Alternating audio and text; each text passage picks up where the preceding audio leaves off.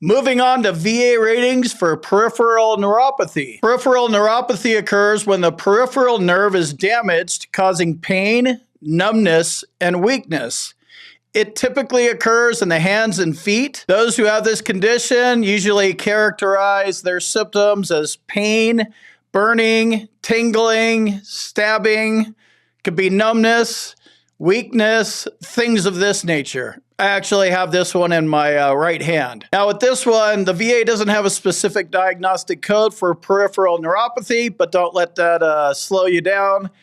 Look at the DBQ list here, and here's all the information you need to get rated for it. When the VA doesn't have a diagnostic code, they rate it analogously. So they did this to me for my chronic fatigue syndrome.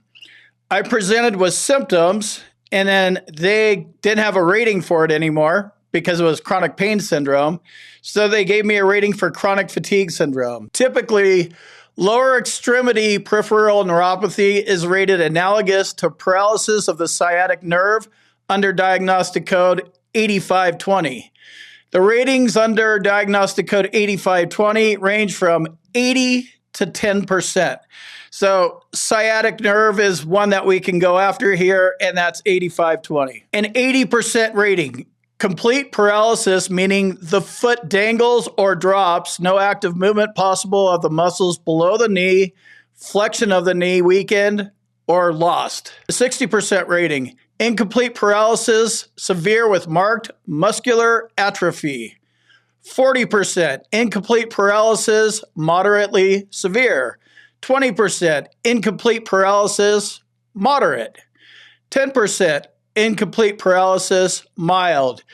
These things go, all of the VA ratings go severe, moderate, mild. They'll be severe, and then sometimes they'll be moderate severe, like in this case, and then moderate, and then mild.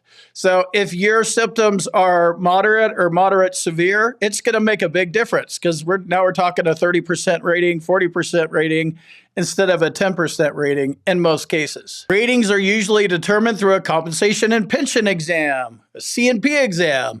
So you want to download this DBQ and make sure you understand it and you understand what the doctor's going to be looking for so you know the answers to the test, right? That strategy, that's my boot camp. That's what I talk about. I preach it and I teach it. You need a doctor that can help you with a Nexus letter.